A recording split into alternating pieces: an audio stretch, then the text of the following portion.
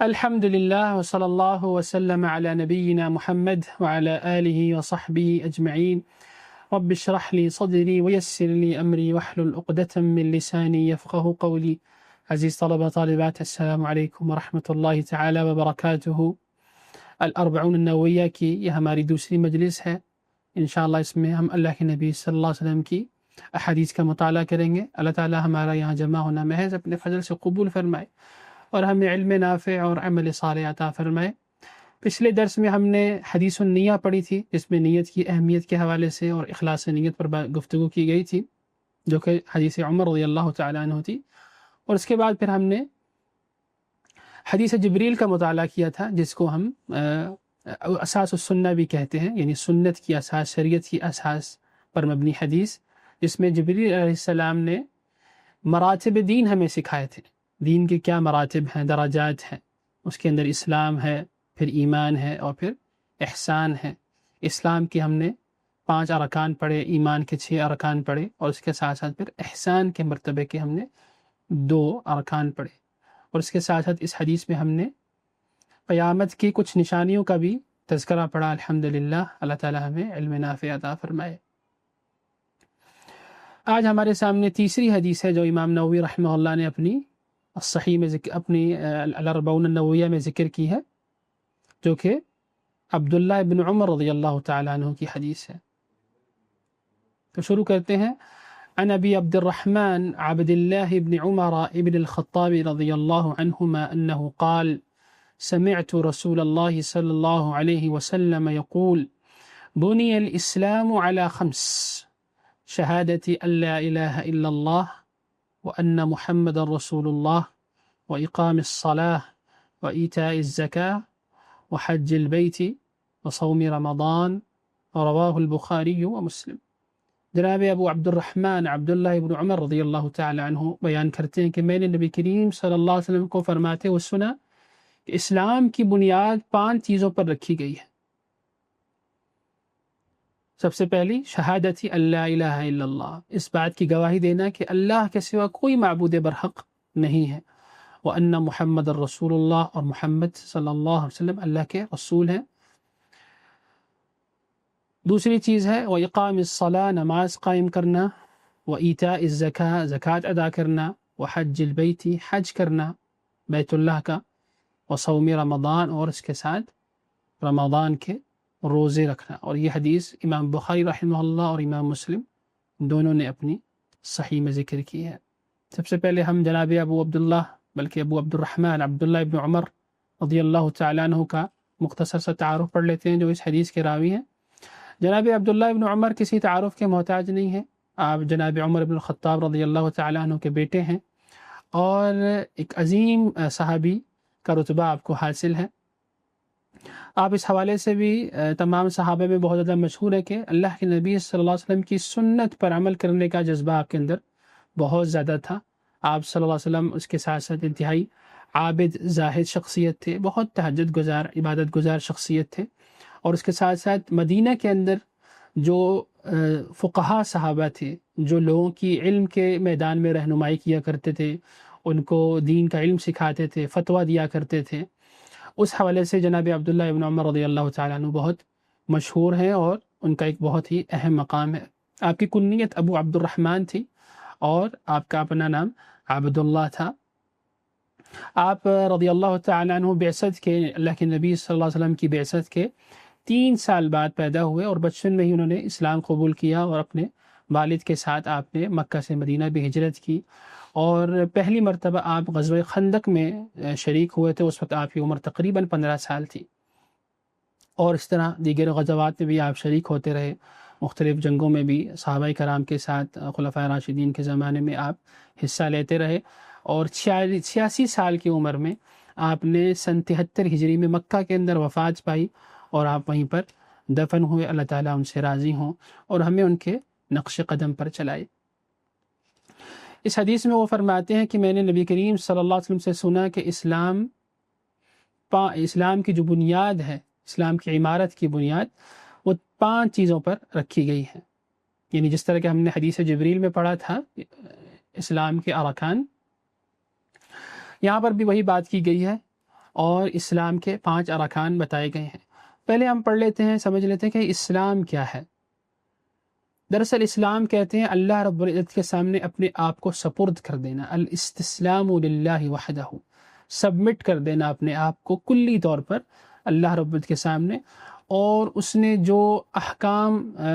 بتائے ہیں ہمیں، جن کاموں کا کرنے کا حکم دیا ہے، اس کو مکمل طور پر اپنے سر تسلیم خم کرتے ہوئے اس کو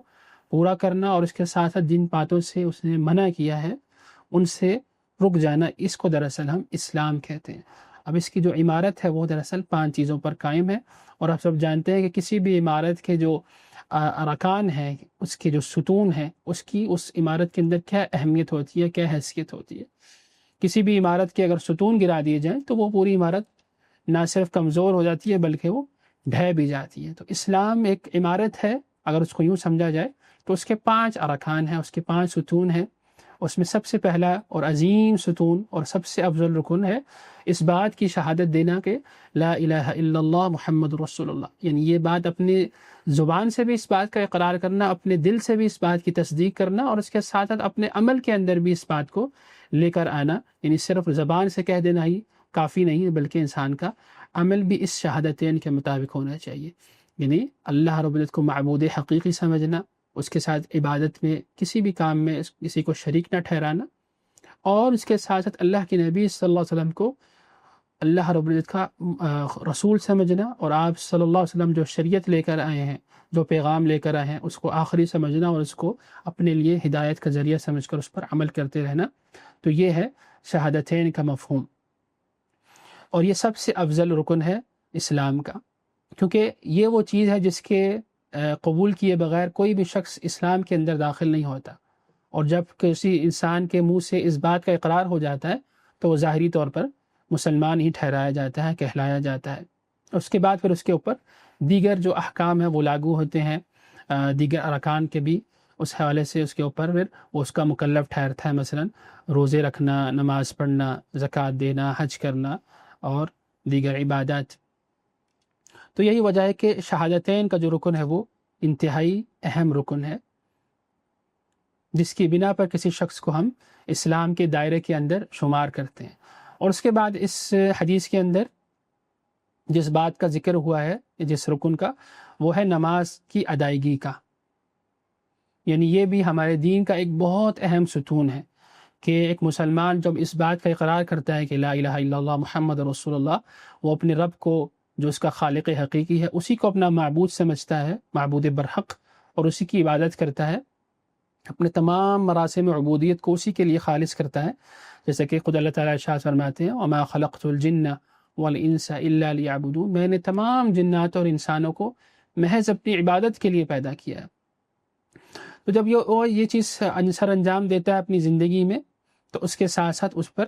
دیگر چیزیں بھی لاگو ہوتی ہیں، اور اس میں سب سے اہم چیز ہے نماز قائم کرنا، جو کہ ایک مسلمان پر 5 وقت کی فرض کی گئی ہے اپنے وقت پر۔ ان الصلاۃ کانت علی المؤمنین کتابا موقوتا، بلا شبہ اہل ایمان پر جو نمازیں ہیں وہ ان کے مقررہ وقت پر ادا کرنا ان پر فرض ٹھہرایا گیا ہے، جو کہ فجر ہے، ظہر ہے، عصر ہے، مغرب ہے اور عشاء ہے۔ اور جو شخص اس عظیم رکن کو چھوڑ دیتا ہے، اس کے حوالے سے اللہ کے نبی صلی اللہ علیہ وسلم ارشاد فرماتے ہیں بین الرجل و بین الشرک والکفر ترک الصلاۃ، کہ ایک مومن آدمی کے درمیان اور شرک اور کفر کے درمیان صرف نماز چھوڑ دینے کا فرق ہے۔ تو ایک مسلمان کے لیے بالکل بھی لائق نہیں ہے کہ وہ ایک طرف تو مسلمانی کا دعویٰ کرے، لا الہ الا اللہ محمد رسول اللہ کا دم بھرے، اس کا اقرار کرے، لیکن اس کے ساتھ ساتھ وہ اپنی زندگی میں نماز کا اہتمام نہ کرے، اس پر جمے نہ، تو یہ ایک بہت بڑی محرومی ہے جس کا اس سے سوال کیا جائے گا۔ اور آپ اس بات کی اہمیت کا اس بات سے اندازہ لگائیے کہ اہل علم کے درمیان اس حوالے سے اختلاف ہے کہ جو شخص مسلمان ہوتے ہوئے یا اپنے آپ کو مسلمان کہلاتے ہوئے اگر نماز نہیں پڑھتا، نماز کا اہتمام نہیں کرتا، تو کیا وہ مسلمان ہے یا نہیں ہے۔ یعنی اس قدر اس بات کی اہمیت ہے ہمارے دین میں، حتیٰ کہ بعض اہل علم یہ بھی کہتے ہیں کہ جو شخص محض اپنی سستی سے نماز کی ادائیگی چھوڑ دیتا ہے تو ایسا شخص دار اسلام سے بھی خارج ہو جاتا ہے، جیسے کہ حدیث میں نے پڑھی کہ کفر و شرک میں اور ایمان کے درمیان فرق کرنے والی چیز نماز ہے. لہٰذا اس چیز کی بہت زیادہ اہمیت ہے ہمارے دین میں، اور ہم نے اس کا بہت زیادہ خیال رکھنا ہے کہ ہم نماز کے حوالے سے پابند ہوں، اور یہ دین کا ایک اہم ستون ہے. دوسری چیز اس کے اندر بیان کی گئی ہے حدیث کے اندر، اقام الصلاۃ و ایتاء الزکاۃ، زکوٰۃ ادا کرنا. یعنی جس شخص کو اللہ رب العزت نے مال عطا کیا ہے اور وہ ایک اسپیسیفک اس کا ایک نصاب پر اس کا مال پہنچ جاتا ہے، اس کے بعد اس کو لازمی طور پر اپنے مال میں سے 2.5% زکوٰۃ کی مد میں نکالنی ہوتی ہے رقم، اور اس کو اللہ رب العزت کے جو بتائے ہوئے مصارف ہیں اس میں وہاں پر خرچ کرنا ہوتا ہے. یہ بھی ہمارے دین کا ایک اہم رکن ہے جس کو ادا کرنے کا حکم دیا گیا ہے.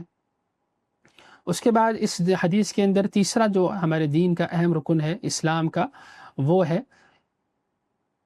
حج البیت، یعنی بیت اللہ کا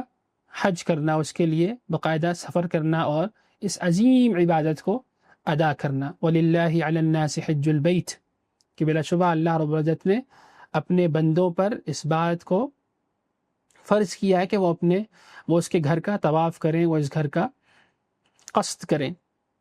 یعنی اس کی جو عظیم عبادت ہے حج کی اس کو بجا لائیں. اور یہ بھی دین کا ایک بہت ہی اہم ستون ہے. جس شخص کے پاس اس بات کی استطاعت ہے کہ وہ سفر کر سکتا ہے، زاد راہ اس کے پاس موجود ہے، اور وہ اپنی اچھی حالت میں ہے اخلاقی طور پر بھی، اور وہ اچھی حالت میں ہے مالی طور پر بھی، تو یقیناً اس کو حج بیت اللہ کرنا چاہیے. اور حج عظیم عبادت میں سے ایک عبادت ہے، بلکہ اہل علم کا یہ کہنا ہے کہ یہ پوری کی پوری توحید اس سے جھلکتی ہے. آپ اگر دیکھیں حج کا معاملہ شروع سے لے کر آخر تک، اس کے اندر ہمیں ہر جگہ پر توحید نظر آتی ہے، اور یہ چیز انسان کے اندر توحید کا جو کنسپٹ ہے وہ بہت زیادہ کلیئر کرتی ہے. اللہ تعالی ہمیں بھی اس بات کی توفیق عطا فرمائے. اور اس کے ساتھ ساتھ اس حدیث میں جو رکن بیان ہوا ہے اسلام کا آخری، وہ ہے صوم رمضان، یعنی رمضان کے روزے رکھنا. یعنی جب ایک مسلمان کے اوپر رمضان کا عظیم مہینہ آ جاتا ہے اور وہ اس کو پا لیتا ہے، ہر عاقل بالغ مسلمان کے اوپر یہ بات فرض ٹھہرائی گئی ہے کہ وہ اللہ رب العزت کے لیے اس رمضان کے مہینے میں روزے رکھے اور اس رکن کو ادا کرے. تو یہ وہ 5 چیزیں ہیں جو اس حدیث کے اندر بیان کی گئی ہیں، اور ان کو اسلام کا رکن کہا گیا ہے. اور جو شخص ان کی فرضیت کا انکار کرتا ہے سرے سے، تو ایسا شخص دائرہ اسلام سے خارج ہے، ایسا شخص مسلمان کہلانے کے لائق نہیں ہوتا. اور جو شخص اس کے اندر سستی کرتا ہے، کاہلی دکھاتا ہے، یقیناً اس کو اپنے اوپر غور کرنا چاہیے اور اپنے رب سے ڈرنا چاہیے، اس کا تقوی اختیار کرتے ہوئے اپنے عمل کو سدھارنا چاہیے. اللہ تعالی ہمیں اس پر چلنے کی توفیق عطا فرمائے اور ہمیں اپنے نیکوکار بندوں میں شامل فرمائے. اس کے بعد ہم بڑھتے ہیں چوتھی حدیث کی طرف، الاربعون النوویہ میں ہے، جو کہ عبداللہ ابن مسعود رضی اللہ تعالیٰ عنہ کی حدیث ہے، جس کے اندر انسانی تخلیق کے مختلف مراحل اور اس کے ساتھ ساتھ اس کی تقدیر اور خاتمے کی طرف بھی اشارہ کیا گیا ہے. پہلے ہم حدیث پڑھ لیتے ہیں. عن ابی عبد الرحمن عبد اللہ بن مسعود رضی اللہ عنہ انه قال حدثنا رسول الله صلی اللہ علیہ وسلم وهو الصادق المصدوق ان احدكم يجمع خلقه في بطن امه 40 يوما نطفة ثم يكون علقة مثل ذلك. جناب ابو عبد الرحمن عبداللہ بن مسعود رضی اللہ تعالیٰ عنہ فرماتے ہیں کہ نبی کریم صلی اللہ علیہ وسلم نے ہم سے بیان کیا، جو کہ صادق بھی ہیں، سچے بھی ہیں اور مصدوق بھی ہیں، جن کی تصدیق کی جاتی ہے بات کی کہ وہ سچ بولتے ہیں، کہ آپ صلی اللہ علیہ وسلم نے ہم سے فرمایا کہ بے شک تم میں سے ہر ایک کے مادہ تخلیق کو، نطفے کو، اس کی ماں کے پیٹ میں 40 دن تک نطفے کی شکل میں جمع کیا جاتا ہے. ثم يكون علقة مثل ذلك، پھر اتنے ہی دن یعنی 40 دن وہ گوشت کے لوتھڑے کی شکل میں وہاں رہتا ہے. ثم يكون مضغة مثل ذلك، پھر اس کے اتنے ہی دن یعنی 40 دن تک وہ گوشت کے لوتھڑے میں کی شکل میں رہتا ہے. جناب ابو عبد الرحمن عبداللہ بن مسعود رضی اللہ تعالیٰ عنہ بیان کرتے ہیں کہ اللہ کے نبی صلی اللہ علیہ وسلم نے ہم سے بیان فرمایا کہ بے شک تم میں سے ہر ایک کے مادہ تخلیق کو اس کی ماں کے پیٹ میں 40 دن تک نطفے کی شکل میں جمع کیا جاتا ہے، ثم یکون علقۃ مثل ذلک، پھر وہ اتنے ہی دن جمے ہوئے خون کی شکل میں رہتا ہے، یعنی 40 دن وہ ماں کے رحم میں جمے ہوئے خون کی صورت میں رہتا ہے، ثم یکون مضغۃ مثل ذلک، پھر اس کے بعد وہ گوشت کے لوتھڑے کی شکل میں اتنے ہی دن رہتا ہے، یعنی 40 دن، ثم يرسل إليه الملك فينفخ فيه الروح ويؤمر بأربع كلمات، پھر اس کی طرف فرشتے کو بھیجا جاتا ہے جو اس میں روح پھونکتا ہے اور اسے 4 باتیں لکھنے کا حکم دیا جاتا ہے، یعنی اللہ رب العزت کی طرف سے، بکتب رزقه وأجله وعمله وشقی او سعید، کہ اس کا رزق، اس کی مدت عمر، اس کا عمل کہ وہ بدبخت ہے یا نیک بخت ہے، نیکوکاروں میں سے ہے یا نافرمانوں میں سے ہے۔ فواللہ الذی لا الہ غیرہ ان احدکم لیعمل بعمل اہل الجنة حتی ما یکون بینہ وبینها الا ذراع فیسبق علیہ الکتاب فیعمل بعمل اہل النار فیدخلها، اس ذات کی قسم جس کے سوا کوئی معبود برحق نہیں، بے شک تم میں سے کوئی ایک شخص جنتیوں والا عمل کرتا رہتا ہے یہاں تک کہ اس کے اور جنت کے درمیان صرف ایک ہاتھ کا فاصلہ رہ جاتا ہے تو اس پر کتاب غالب آ جاتی ہے، یعنی تقدیر غالب آ جاتی ہے، اور وہ دوزخیوں والے عمل کرنے لگ جاتا ہے اور وہ دوزخ میں داخل ہو جاتا ہے۔ وَإِنَّ أَحَدَكُمْ لَيَعْمَلُ بِعَمَلِ أَهْلِ النَّارِ حَتَّى مَا يَكُونُ بَيْنَهُ وَبَيْنَهَا إِلَّا ذِرَاعٌ فَيَسْبِقُ عَلَيْهِ الْكِتَابُ فَيَعْمَلُ بِعَمَلِ أَهْلِ الْجَنَّةِ فَيَدْخُلُهَا، اور اس طرح ایک شخص دوزخیوں والے اعمال کرتا رہتا ہے یہاں تک کہ اس کے اور دوزخ کے درمیان صرف ایک ہاتھ کا فاصلہ رہ جاتا ہے تو اس پر تقدیر غالب آ جاتی ہے، کتاب غالب آ جاتی ہے اور وہ جنتیوں والے کام کرنے لگ جاتا ہے اور اس پر وہ جنت میں داخل ہو جاتا ہے۔ رواہ البخاری و مسلم، یہ حدیث امام بخاری رحمہ اللہ اور امام مسلم رحمہ اللہ نے اپنی صحیح میں ذکر کی ہے۔ اس حدیث میں اللہ کے نبی صلی اللہ علیہ وسلم دراصل انسانی تخلیق کے مراحل کو بیان کیا اور اسی طرح اس میں تقدیر کی طرف بھی اشارہ ہے اور انسان کے خاتمے کی طرف بھی اشارہ ہے، نامہ اعمال کے مطابق جس پر اس کا فیصلہ ہوگا۔ اس حدیث کے جو راوی ہیں جناب عبداللہ ابن مسعود رضی اللہ تعالیٰ عنہ، ان کا بھی ہم تذکرہ پڑھ لیتے ہیں۔ آپ کی کنیت ابو عبد الرحمن ہے، آپ قبیلہ بنو ہدیل سے تعلق رکھتے تھے جو مکہ کا ایک بہت مشہور قبیلہ ہے، طائف کے علاقے میں یہ لوگ آباد تھے، ان کے قبیلے کے لوگ، اور بہت ہی مشہور اور معروف صحابی ہیں۔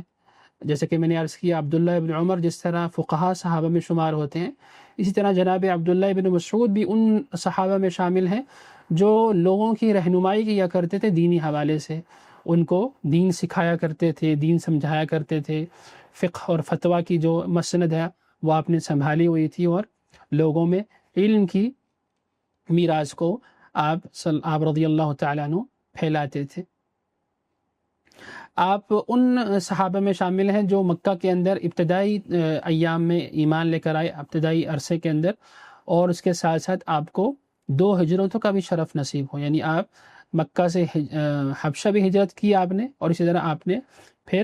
مدینہ کی طرف بھی ہجرت فرمائی، اور اسی طرح آپ رضی اللہ تعالیٰ عنہ ان لوگوں میں شامل ہیں جن کو ہم عشرہ مبشرہ کہتے ہیں، یعنی وہ 10 صحابہ جن کو اللہ کے نبی صلی اللہ علیہ وسلم نے دنیا کے اندر جنت کی بشارت عطا فرمائی ایک مجلس کے اندر، اور آپ غزوہ بدر اور اس کے علاوہ دیگر غزوات میں بھی شریک ہوتے رہے اور دشمنان اسلام کا آپ نے باقاعدہ مقابلہ کیا۔ جناب عمر رضی اللہ تعالیٰ عنہ اور اسی طرح جناب عثمان رضی اللہ تعالیٰ عنہ کے دور میں بھی آپ کوفہ کے گورنر اور وہاں کے قاضی بھی مقرر ہوئے، اور پھر آپ مدینہ واپس آ گئے۔ 60 سال کی عمر میں آپ نے سن 32 ہجری 32 ہجری میں آپ نے مدینہ کے اندر ہی وفات پائی اور آپ کو وہیں دفن کیا گیا۔ آپ سے بھی اللہ کے نبی صلی اللہ علیہ وسلم سے مروی کچھ احادیث ہیں، اللہ تعالیٰ ان سے راضی ہوں اور ہمیں ان کے نقش قدم پر چلائے۔ چلتے ہیں اس حدیث کے اندر ہمارے لیے کیا فوائد ہیں۔ اس میں سب سے پہلی بات تو یہ ہے کہ اللہ کے نبی صلی اللہ علیہ وسلم کو جناب عبداللہ بن مسعود نے صادق اور مصدوق کہا ہے، یعنی آپ سچے بھی ہیں اور آپ کی بات کی تصدیق بھی کی جاتی ہے، یعنی آپ سچ ہی بولتے ہیں. اور کیونکہ اس حدیث کے اندر آپ نے ایک بہت عظیم بات بیان فرمائی جو کہ عام طور پر لوگوں کے علم کے اندر نہیں آ سکتی، اور آپ صلی اللہ علیہ وسلم نے ایک عظیم بات انسانی تخلیق کے مراحل کو بیان فرمایا جو کہ یقیناً ایک بالکل نئی بات تھی ان لوگوں کے لیے. اس حدیث میں اللہ کے نبی صلی اللہ علیہ وسلم نے جیسے کہ ارشاد فرمایا کہ انسانی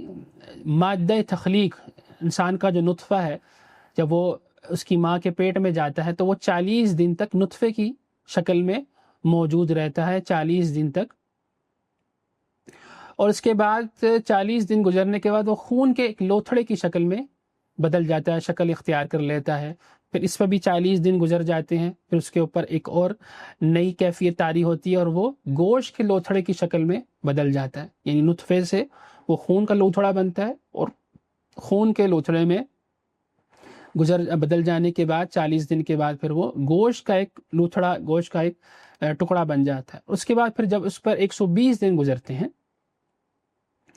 تو اس کی طرف اللہ رب العزت کی طرف سے مقرر کردہ ایک فرشتہ آتا ہے جو اس کے اندر روح پھونکتا ہے اللہ رب العزت کے اذن سے، اور اس کے ساتھ ساتھ 4 چیزیں وہ لکھتا ہے اس کے متعلق. یہ جو پورا پروسیس ہے اس کو اللہ رب العزت نے بھی اپنی کتاب میں سورہ حج میں بیان فرمایا ہے. اللہ تعالیٰ ارشاد فرماتے ہیں یا ایھا الناس ان کنتم فی ریب من البعث فإنا خلقناکم من تراب ثم من نطفة ثم من علقة ثم من مضغة مخلقة وغیر مخلقة لنبین لکم ونقر في الأرحام ما نشاء إلى أجل مسمى ثم نخرجكم طفلا ثم لتبلغوا أشدكم. اے لوگو، اگر تم اٹھائے جانے کے بارے میں کسی شک میں ہو تو بے شک ہم نے تمہیں حقیر مٹی سے پیدا کیا، پھر ایک قطرے سے، پھر کچھ جمے ہوئے خون سے، پھر گوشت کی ایک بوٹی سے جس کی پوری شکل بنائی ہوئی ہے اور جس کی پوری شکل نہیں بھی بنائی ہوئی، تاکہ ہم تمہارے لیے واضح کریں، اور ہم جسے چاہتے ہیں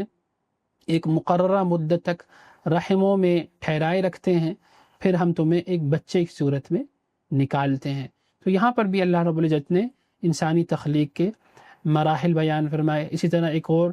سورہ مؤمنون میں اللہ تعالیٰ ارشاد فرماتے ہیں وَلَقَدْ خَلَقْنَا الْإِنسَانَ مِن سُلَالَةٍ مِّن طِينٍ ثُمَّ جَعَلْنَاهُ نُطْفَةً فِي قَرَارٍ مَّكِينٍ ثُمَّ خَلَقْنَا النُّطْفَةَ عَلَقَةً فخلقنا العلقة مضغة فخلقنا المضغة عظاما فكسونا العظام لحما ثم أنشأناه خلقا آخر فتبارك الله أحسن الخالقين. کہ بلا شبہ یقیناً ہم نے انسان کو ایک حقیر مٹی کے خلاصے سے پیدا کیا، پھر ہم نے اسے ایک قطرہ بنا کر ایک محفوظ ٹھکانے میں رکھا، یعنی رحم مادر میں.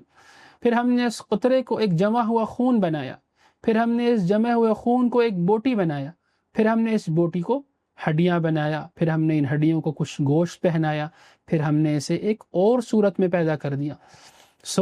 بہت برکت والا ہے اللہ رب العزت جو پیدا کرنے والوں میں سب سے اچھا ہے. تبارک اللہ احسن الخالقین. تو یہاں پر بھی اللہ رب العزت نے انسان کی تخلیق کے مراحل بیان فرمایا جو حدیث کے اندر جن کا ذکر ہوا ہے. سوچنے والی بات یہ ہے کہ ان سب چیزوں سے ہمارے لیے اس میں کیا رہنمائی موجود ہے اور یہ بتانے کا مقصد کیا ہے. سورہ سجدہ میں اللہ تعالیٰ ارشاد فرماتے ہیں الذی احسن کل شیء خلقہ وبدأ خلق الانسان من طین ثم جعل نسله من سلالة من ماء مهین ثم سواه ونفخ فيه من روحه وجعل لكم السمع والابصار والافئدة قلیلا ما تشکرون. کہ جس نے اچھا بنایا ہر چیز کو جو اس نے پیدا کی، اور انسان کی پیدائش کو بھی تھوڑی سی مٹی سے شروع کیا، پھر اس کی نسل ایک حقیر پانی کے خلاصے سے بنائی، نطفے سے یعنی، پھر اسے درست کیا اور پھر اس میں اپنی روح پھونکی اور تمہارے لیے کان اور آنکھیں اور دل بنائے، تم بہت کم شکر کرتے ہو. قلیلا ما تشکرون. یعنی اس پورے تخلیق انسانی کے مرحلے پہ اگر انسان غور کرے تو اس کو یہ بات پتہ چلتی ہے کہ اللہ رب العزت کس قدر عظیم خالق ہیں، کہ اللہ رب العزت نے مختلف مراحل کے ساتھ انسان کو پیدا فرمایا اور انتہائی بہترین طریقے سے اللہ نے ان چیزوں کو پرزرو کیا، محفوظ کیا اور ان کو مختلف شکلیں دی، اور پھر ایک جیتا جاگتا انسان جو ہے اس دنیا میں اللہ رب العزت لے کر آتے ہیں۔ اس سے ہمیں پتہ چلتا ہے کہ اللہ رب العزت ہی انسان کے خالق ہیں، اور جب وہ انسان کا خالق ہے جو کہ کسی بھی اس کے اندر عیب نہیں ہے اس کی مخلوقات کے اندر، تو وہی اس بات کے لائق ہے کہ اس کی عبادت کی جائے، اس کے سامنے اپنا سر تسلیم خم کیا جائے اور اس کو عبادت کے لیے اس کی ذات کو خالص کیا جائے۔ اور اس کے ساتھ ساتھ اس سے ہمیں یہ رہنمائی بھی ملتی ہے، اور اس میں ہمیں درس ملتا ہے کہ اللہ رب العزت کا ہم پر کس قدر احسان ہے کہ اس نے ہمیں مختلف مراحل سے گزار کر ایک انسان بنایا، ایک بہترین صورت دی، ہمیں ایک اچھا قد دیا، اور اس کے ساتھ ساتھ دیگر جو نعمتیں ہیں دیکھنے کی، سننے کی، سمجھنے کی، چلنے پھرنے کی، کھانے پینے کی، چکھنے کی، یہ سب صلاحیتیں بھی اللہ رب العزت نے دی ہیں۔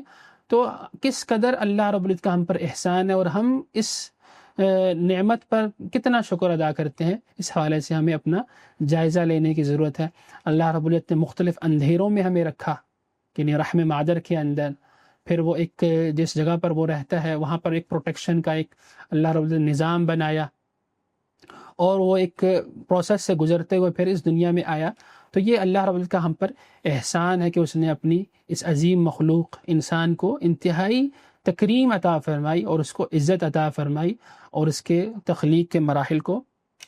اس قدر بہترین انداز میں سر انجام دیا۔ اور اس کو اگر آپ جدید سائنس میں بھی پڑھنا چاہیں، خاص طور پر آپ میں سے جو لوگ طب کے اسٹوڈنٹ ہیں، میڈیکل سائنس کے، تو ان چیزوں کو زیادہ بہتر انداز سے سمجھ سکتے ہیں کہ یہ جو پورا پروسیس ہے انسانی تخلیق کا، وہ کس قدر بہترین انداز سے اللہ رب العزت نے ایک رحم مادر میں، ایک عورت کے بطن کے اندر، اس کے پیٹ کے اندر اللہ رب العزت نے یہ پیدا فرمایا اور اس کو جاری فرماتا ہے۔ تو یقیناً اللہ تعالیٰ اس طرح اپنی نشانیاں دکھاتے ہیں۔ انسان کی تخلیق کا یہ جو پورا مرحلہ ہے، جو انسان اگر اس پر غور کرے تو اس سے بھی ہمیں اللہ رب العزت کی وجود کی دلیل ملتی ہے، اور اس کے ساتھ ساتھ اس کی عظمت کا بھی ہمیں پتہ چلتا ہے کہ اللہ رب العزت بہت ہی عظیم ذات ہیں، بہت ہی کریم ذات ہیں، اور وہی ہیں ہمارے معبود حقیقی جس نے ہمیں پیدا کیا ہے۔ اللہ تعالیٰ ارشاد فرماتے ہیں وَهُوَ الَّذِي يَبْدَأُ الْخَلْقَ ثُمَّ يُعِيدُهُ وَهُوَ أَهْوَنُ عَلَيْهِ وَلَهُ الْمَثَلُ الْأَعْلَى فِي السَّمَاوَاتِ وَالْأَرْضِ وَهُوَ الْعَزِيزُ الْحَكِيمُ۔ وہی ہے جو خلق کو پہلی بار پیدا کرتا ہے، پھر اسے دوبارہ پیدا کرے گا، اور وہ اس سے زیادہ آسان ہے، یعنی جس ذات نے پہلے کسی چیز کو پیدا کیا ہے، مخلوق کو، اس کے لیے اس کو دوبارہ پیدا کرنا بہت زیادہ آسان ہے۔ اور آسمان و زمین میں سب سے اونچی شان اسی کی ہے، اور وہی ہے سب پر غالب، اور وہ کمال حکمت والا ہے۔ تو اس چیز انسان کو غور کرنا چاہیے کہ اس کی کیا حیثیت ہے، وہ کس قدر کمزور چیز تھی، ایک نطفہ، اور اس کے بعد پھر اس کو اللہ رب العزت نے ایک خون کا لوتھڑا بنایا، پھر وہ گوشت کا لوتھڑا بنا، پھر اس کے اوپر اللہ نے ہڈیاں رکھی اور گوشت چڑھایا، اور اس کے بعد اس کو شکل و صورت عطا فرمائی، کان، ناک، آنکھ دیے، اور اس کے بعد ایک مرحلے کے بعد پھر وہ اس دنیا میں آیا۔ تو انسان کو اپنی حیثیت کا بھی جائزہ لینا چاہیے کہ وہ کس خالق ارض و سماوات کے سامنے جو ہے وہ جھکتا نہیں ہے، اس کی مانتا نہیں ہے، اور اس 6 فٹ کے اپنے جسم پر اللہ رب العزت کی جو بات ہے، اس کا جو حکم ہے، اس کو وہ نافذ نہیں کرتا، حالانکہ اسی نے اس کو پیدا کیا ہے، اور اس کی بالکل بھی اس کے اندر کوئی طاقت نہیں تھی۔ تو اس سے ہمیں اس لحاظ سے بھی رہنمائی ملتی ہے کہ ہم اپنا جائزہ لیں اور اپنا آپ نہ بھولیں۔